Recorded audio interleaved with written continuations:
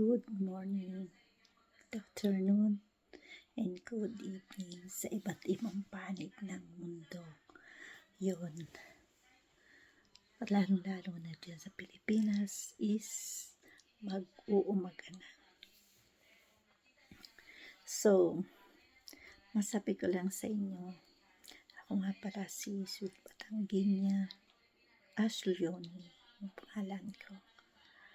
Ako'y nagtrabaho nun sa ibang bansa.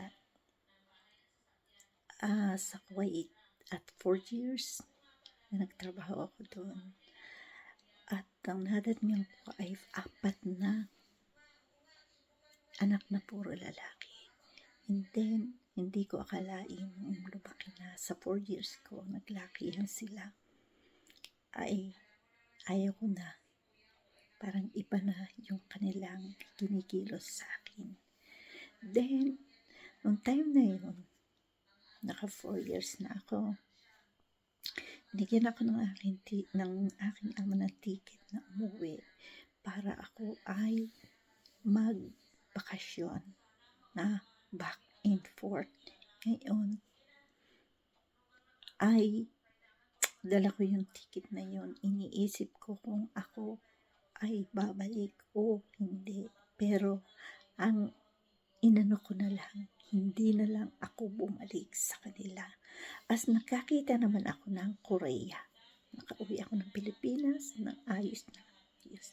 Then, pagka 1 month, nakita naman ako ng ibang agency na ang sabi ay TNT. At the moment na yun ay wala akong alam na ang TNT ay lipat sa iba.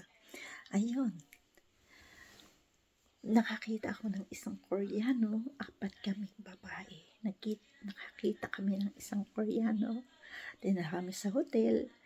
And then, nung sinundo kami ng Koreano at dinala kami sa tahian at sa garment. Okay naman yung napasukan namin. Napakabait ng aming naging amo. Then, naka 2 years naman ako. Umuwi ako ng Pilipinas.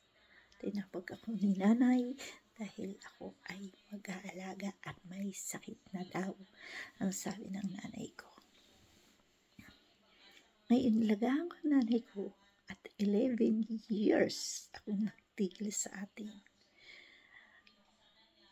Noong naka 11 years na yun, na maalam na ang nanay ko at yun na, nagpunta na siya sa langit. And then, ilang buwan, nakaalis uli ako. Papunta naman ako dito sa Kuwait. At nandito naman ako sa Kuwait. Venus sana ang kartong. Bye! Subscribe my channel and click the bell button. Bye!